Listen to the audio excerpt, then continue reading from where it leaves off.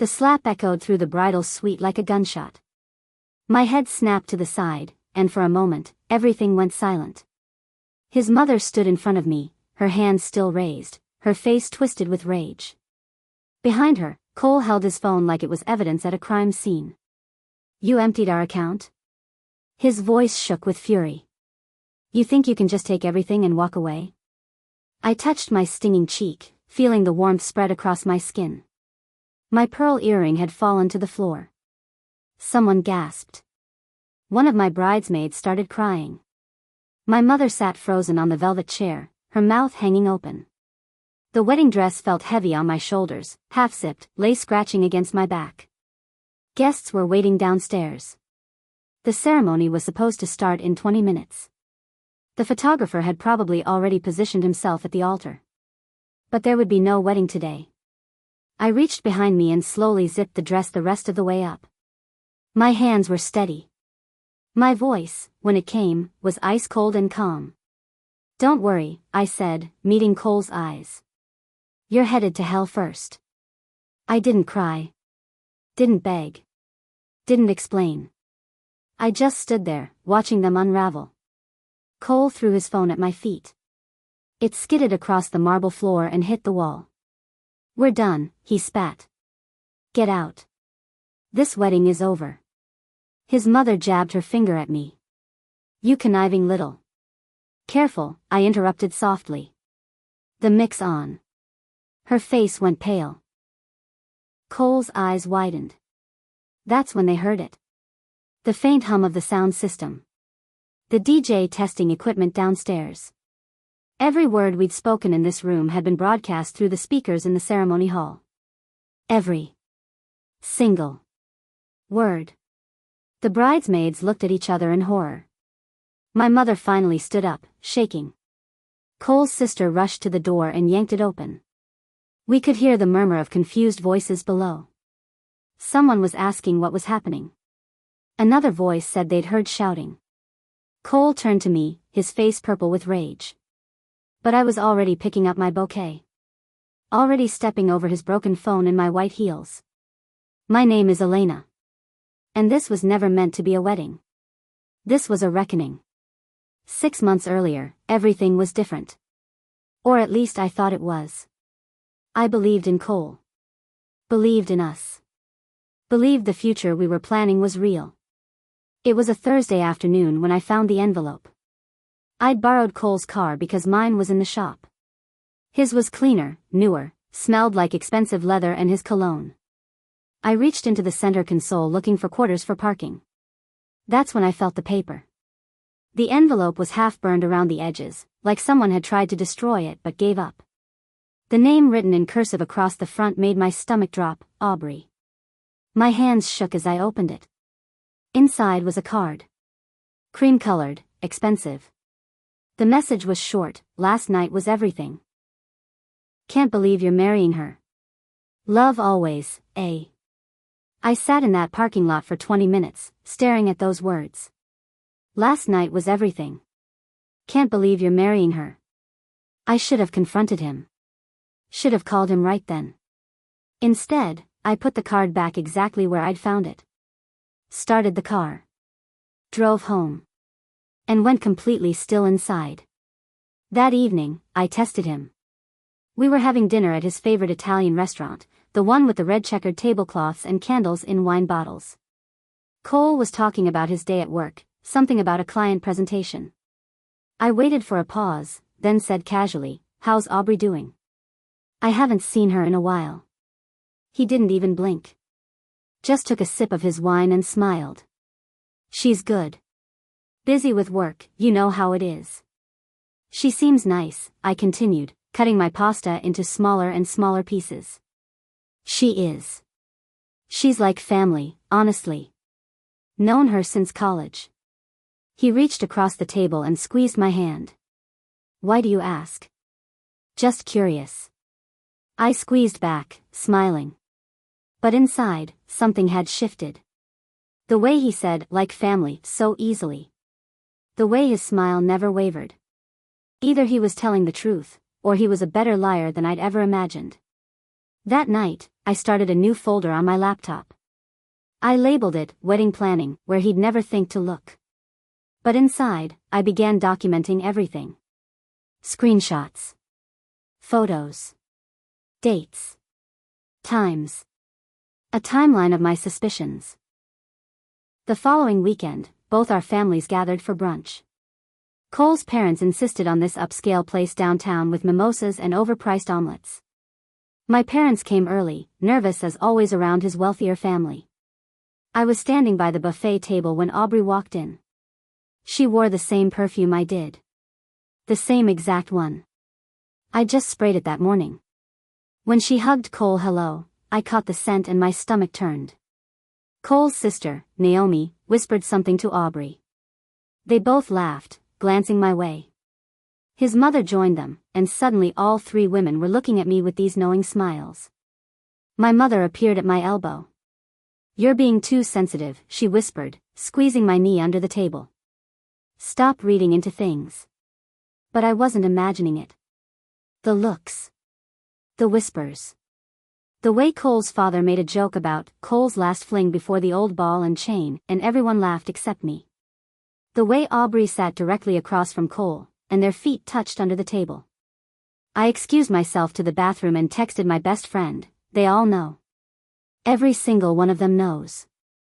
2 weeks later, I overheard something that confirmed everything. We were at dinner with Cole's parents at a steakhouse. I'd excused myself to the restroom, but came back early. They didn't see me standing by the bar. Cole's father was laughing, cigar in hand. A little fun before marriage never hurt anyone. Hell, I did the same thing before I settled down. Cole's mother nodded, sipping her martini. As long as he's discreet. That's all that matters. My future father-in-law chuckled. Smart boy, getting it out of his system now. Elena seems like the type who won't tolerate that kind of thing after the wedding. I stood there, frozen. My engagement ring suddenly felt like a shackle. Like a trap I'd willingly walked into. When I returned to the table, I smiled and ordered dessert. Then I excused myself again, went to the bathroom, and threw up. That night, I couldn't sleep. I lay next to Cole in bed, listening to him breathe, and wondered how many nights he'd lain next to Aubrey. How many lies he'd told. How many times his family had covered for him. The next morning, I called a lawyer. Not a divorce lawyer, we weren't married yet. A contracts lawyer who specialized in prenuptial agreements. I want to review my prenup, I told her. Her name was Victoria, and she came highly recommended. Just in case. She seemed surprised by how calm I was. How clear-headed. Most brides-to-be who came to her were crying, emotional, unsure. I was none of those things. I knew exactly what I wanted. The prenup you signed is fairly standard, she said after reviewing it. But there are some clauses we could revise. If he signs. What if I don't want him to know I'm revising it? Victoria looked at me over her glasses. That's more complicated. But if you have reason to believe he's been unfaithful or deceptive, we have options. I left her office with a folder full of documents and a plan forming in my mind. The prenup could be revised. Quietly. Strategically. And if Cole was hiding things from me, I'd hide a few things from him too. I opened 3 separate bank accounts. One for my paycheck. One for savings. One for emergency funds. I moved money methodically, carefully, making sure nothing looked suspicious. Just a few hundred here, 1,000 there. Small enough to avoid notice. Then I started going through Cole's financials. He'd given me access months ago when we were setting up our joint account for wedding expenses. He probably forgot I still had the login information. What I found made my blood run cold. Transfers to Aubrey. Venmo payments labeled dinner and cab and emergency. One for $5,000 labeled help. The dates went back months. Some even overlapped with dates he'd told me he was working late or traveling for business. I took screenshots of everything. Printed copies. Stored them in a locked box under my bed. Each piece of evidence felt like a small victory. He thought I was clueless. He thought I'd never check. But I was building a case, one transaction at a time. I decided to play the perfect fiancé. I hosted a dinner party at our apartment, invited both families and close friends. Aubrey came too, of course. Like family, as Cole always said. I cooked his favorite meal. Set the table with our good dishes. Lit candles. Wore the dress he loved. When everyone arrived, I was all smiles and warmth and gratitude. To Cole, I said, raising my wine glass for a toast. The man who makes every day an adventure. Everyone clinked glasses. Cole kissed my cheek. Aubrey smiled from across the table. I watched how they looked at each other when they thought no one was paying attention. The slight nod he gave her. The way she bit her lip. My phone was in my pocket, set to record. I'd started it before dinner. Every word, every laugh, every meaningful glance between them was being captured. Evidence for later. Insurance for when I needed it. The phone call came on a Tuesday night. Cole was working late, or so he said. I was home alone, watching TV, when my phone rang. Unknown number. I almost didn't answer. Hello? Heavy breathing. Music in the background. Then a woman's voice, slurred and broken. Elena? Who is this? It's Aubrey. She laughed, but it sounded like crying. I need you to know something. Cole says you're boring. That you'll make a good wife because you never ask questions. Because you're easy to manage. My hand tightened around the phone. Aubrey. He doesn't love you. He's marrying you because you're safe. Because you won't embarrass him like I do. But at night? She paused. At night, he's mine. I hung up. Sat in the dark living room for an hour. Didn't cry. Didn't scream. Just sat there, feeling something inside me go completely cold. When Cole came home at 11, I was already in bed, pretending to sleep. He kissed my forehead and whispered, "Love you." I didn't respond. The next day, I confronted my own parents. We met for coffee at their favorite diner. I told them everything. Showed them the card, the bank statements, told them about the phone call. My mother's face went pale. My father's jaw tightened. Then my mother reached across the table and took my hand. Sweetheart, maybe you're misreading things. Cold feet are normal. I'm not misreading anything, Mom. But the wedding is in 3 months. Everything's paid for. All our friends and family. Are you seriously asking me to marry him anyway? I pulled my hand back. My father cleared his throat. Your mother just means, maybe you should let it go. Focus on building your marriage. These things happen. I stared at them both. My own parents.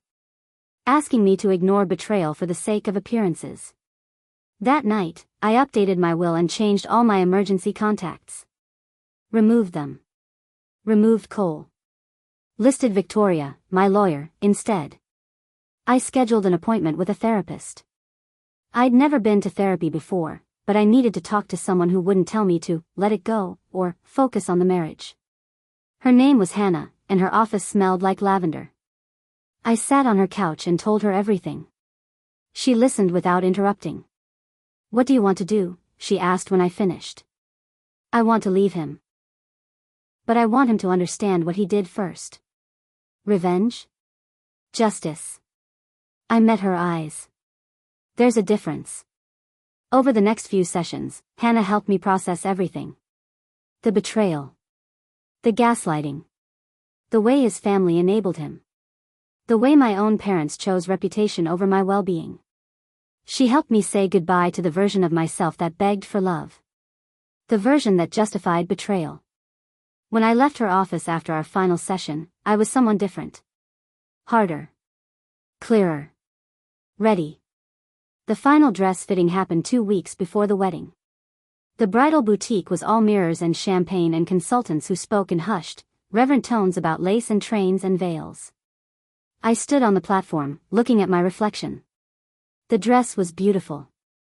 I looked like a princess. Like a bride from a magazine. The consultant clasped her hands together. You look like a queen. I stared at my reflection. Queens don't beg, I said quietly. They win. She looked confused but smiled anyway. That's a lovely sentiment.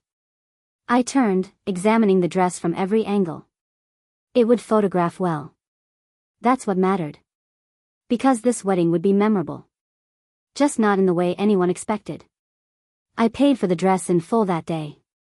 Added the receipt to my evidence folder. Every purchase, every decision, every moment documented. When this was over, there would be no question who paid for what. No confusion about who owed whom. Meanwhile, I'd been doing more digging. I found out Cole had debts. Credit cards maxed out. Personal loans I'd never heard about. He'd been hiding them, planning to merge everything into our joint account after the wedding. My income would cover his mistakes. My savings would bail him out. I prepared a dossier. Every debt. Every late payment. Every hidden financial obligation. I sent copies to Victoria, my lawyer. She called me immediately. Elena, this changes everything. If you'd signed that original prenup and married him, you'd be liable for all of this. I know. You could walk away now. Call it off. You have every reason. I will, I said. But on my terms. Not his. She was quiet for a moment. Just be careful. Men like him don't like losing control. Then he shouldn't have underestimated me. Cole's birthday was 3 weeks before the wedding. I threw him a surprise party at our apartment. Invited everyone. His family, my family, all our friends, Aubrey. I baked his favorite cake. Chocolate with buttercream frosting. Put 30 candles on top. When everyone sang happy birthday, I stood next to him, smiling, playing the devoted fiancé. He blew out the candles and kissed me in front of everyone. Thank you, baby. This is perfect. Anything for you, I replied sweetly. But inside, I was counting down. 30 days until the wedding. 30 days until every lie would be exposed. 30 days until he'd understand exactly what he'd lost. Aubrey caught my eye across the room. She raised her wine glass in a small, mocking toast. I smiled back and raised mine too. She had no idea what was coming. Neither did he. At brunch the next morning with his sister and mother, I dropped a casual sentence into conversation.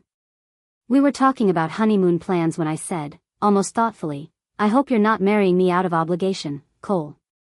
He laughed, reaching over to squeeze my hand. What are you talking about? Just making sure. I'd hate to think you felt trapped. His mother frowned. Elena, what a strange thing to say. Cole shook his head, still smiling. You'd never leave me. You love me too much. I smiled back. That's what makes it fun, isn't it? Knowing someone would never leave. His smile faltered slightly. Just for a second. But I saw it. The tiniest flicker of doubt. Good. Let him wonder. I'd been doing research. Quietly. Carefully. Making phone calls, asking questions, pulling strings. I found out that Cole and Aubrey had spent Valentine's Day weekend together at a hotel downtown. The same weekend he'd told me he was at a business conference. I visited the hotel. Spoke to the receptionist. Slipped her $100 and asked very nicely if she could confirm a reservation. She was hesitant until I explained I was the fiancé, and I just needed proof. She printed the receipt. February 14th through 16th. Room reserved under Cole's name. 2 guests. Charged to his credit card. I thanked her, folded the receipt carefully, and added it to my growing file. The evidence was overwhelming now. Irrefutable. When the time came, he wouldn't be able to talk his way out of this. Then something unexpected happened. Cole's boss called me. His name was Malcolm, and I'd met him a few times at company events. He sounded uncomfortable on the phone. Elena, I need to ask you something. Do you know about a conflict of interest between Cole and an employee named Aubrey? My heart started racing. What kind of conflict? A romantic one. Someone filed a complaint. If it's true, we'll need to investigate. Company policy is very strict about relationships between employees in the same department. I paused, choosing my words carefully. I didn't know about that. Should I be concerned? I'm not sure yet. But I wanted to give you a heads up. In case this affects your upcoming wedding. I thanked him and hung up. Then I called Victoria. HR is investigating Cole and Aubrey. I didn't file the complaint, but someone did. She was quiet for a moment. This is good for you. It means there's independent verification of their relationship. It also means he's about to figure out someone knows. Are you ready for that? I looked at my calendar. 2 weeks until the wedding. I'm ready. The wedding rehearsal was the night before. We ran through the ceremony at the church, everyone practicing their roles. Cole's best man made jokes. The flower girl kept dropping petals. My father looked uncomfortable the entire time. Afterward, I met Victoria at a coffee shop. I handed her a sealed envelope. Open this if he tries to hurt me publicly, I said. Or if anything happens to me. She took it, her expression serious. Elena, are you in danger? No. But I need insurance. Just in case. What's in here? Everything. Copies of everything. Bank statements, photos, recordings, witness statements. If he tries to destroy me, this destroys him first. Victoria put the envelope in her briefcase. Are you absolutely sure about this? Once you start, there's no going back. I'd never been more sure of anything in my life. That night, I did something risky. I called Aubrey from a blocked number and left a voicemail on speaker in our bedroom. Cole was in the shower. The water was running. I knew he'd hear it when he came out. Aubrey's voice filled the room, desperate and pleading. Cole, please. You can't marry her. We both know you love me. Just leave her at the altar. We'll figure it out. We always do. Please, baby. Choose me. I ended the recording and quickly left the room. Went to the kitchen. Started making tea like nothing had happened.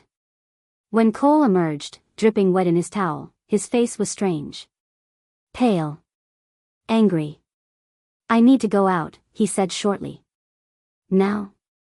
It's almost 11. Now. He dressed quickly and left without explaining. I watched from the window as he drove away. My phone buzzed. A text from an unknown number, actually from my friend's phone, so Cole wouldn't recognize it. He's at Aubrey's apartment. I'm watching like you asked. The trap was set. The morning of the wedding, I woke up at 5. Made coffee. Put on the dress carefully, methodically. My hands were steady. My breathing was calm. I felt like a surgeon preparing for an operation. My mother came into the bridal suite, wringing her hands. Are you sure about this, Elena? It's not too late to. To what, Mom? Pretend I don't know my fiancé is in love with someone else? But everyone's here. The guests, the flowers, the... Watch what happens, I said softly. Just watch. The bridesmaids arrived. The photographer started taking pictures. Everything was moving forward exactly as planned. Cole was downstairs with his groomsmen. The officiant was ready. The musicians had started playing. Then Cole's mother burst into the room. That's when everything started. She was holding Cole's phone. Her face was twisted with rage. You emptied our account? Behind her, Cole pushed through the door. My bridesmaids tried to block him, but he shoved past them. What did you do, Elena? I stood perfectly still, my hands folded. I protected myself. Protected yourself? His voice cracked. You stole from me. I transferred my money out of our joint account. The money I put in. Not yours. We were supposed to use that for the honeymoon. The honeymoon you planned with Aubrey? I asked calmly. The same hotel you took her to on Valentine's Day? His face went white. His mother gasped. What is she talking about? But I wasn't done. Or maybe we should talk about the $5,000 you gave her. Or the credit card debts you were planning to hide. Or the fact that your entire family has been covering for you for months. That's when his mother slapped me. Hard enough that my head snapped sideways. Hard enough that my pearl earring hit the floor. You ruined everything, she hissed. I zipped up my dress calmly. Picked up my bouquet. And that's when I said it, don't worry. You're headed to hell first. Cole's face went purple. This wedding is over. We're done. I smiled. The mix on. They all froze. Cole's eyes widened. His mother went pale. That's when they heard it. The faint hum of the sound system. The DJ had been testing equipment, and the microphone in the bridal suite was live. Every word we'd spoken had been broadcast to the ceremony hall below. Every accusation. Every confession. Every ugly truth.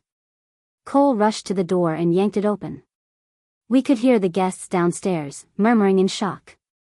Someone was crying. Someone else was demanding to know what was happening. His mother tried to grab my arm. You did this on purpose. I did. I stepped past her in my white heels. You all knew what he was doing. You all helped him lie to me. Now everyone else knows too. Cole's father appeared in the doorway, his face red with fury. You've embarrassed this entire family. No, I said quietly. Your son did that. I just made sure everyone knew about it. I walked out of the bridal suite with my head high, my bouquet in hand, leaving them all standing there in ruins. The wedding never happened, of course. Guests filed out of the church in confused clusters. Some shot me sympathetic looks. Others whispered behind their hands. Cole's boss, Malcolm, left without a word to anyone. By Monday, Cole was put on administrative leave. The HR investigation had found proof of his relationship with Aubrey. Proof of financial misconduct too. Apparently he'd been using company funds for personal expenses. Everything was unraveling. Aubrey was publicly named in the investigation. Her social media accounts got flooded with messages. She deleted everything and disappeared. Cole tried calling me hundreds of times. Left voicemails ranging from angry to desperate to pleading. I blocked his number. Changed my locks. Moved to a new apartment across town. His family tried to contact my parents, threatening legal action for the humiliation. Victoria shut that down quickly with a single letter outlining everything we had documented. They went silent immediately. 3 months later, I got a promotion at work. Bought my own place in a better neighborhood. Started over completely. I was thriving. Peaceful. Free. 6 months after the wedding that never happened, I sat by the window of my new apartment with my journal. The sun was setting, painting everything gold and orange. I wrote, he never understood why I stayed so quiet for so long. Why I didn't confront him immediately. Why I planned instead of reacting. I paused, thinking about that morning in the bridal suite. The slap. The shouting. The looks on their faces when they realized what I'd done. That's the thing about men like Cole, I continued writing. They mistake silence for weakness. They think quiet means clueless. They believe that because you don't scream, you don't know. I sipped my wine and looked out at the city lights beginning to twinkle in the dusk. But I knew everything. I saw everything. I documented everything. And when the time came, I didn't need to raise my voice. I just needed to tell the truth. I closed the journal and smiled. Cole had called off the wedding, thinking he was in control. Thinking he'd ended things on his terms. But I'd ended it months before, the moment I found that card in his car. He'd never understand that the wedding was just theater. That every smile, every dinner party, every perfect fiancé moment was part of a larger plan. That I'd been 3 steps ahead the entire time. And honestly, that was exactly how I wanted it. I raised my wine glass to my reflection in the window. To new beginnings. To hard-won freedom. To the version of myself who refused to be a victim. The wedding he called off was never going to happen anyway. But he'd never understand why. And I was perfectly fine with that.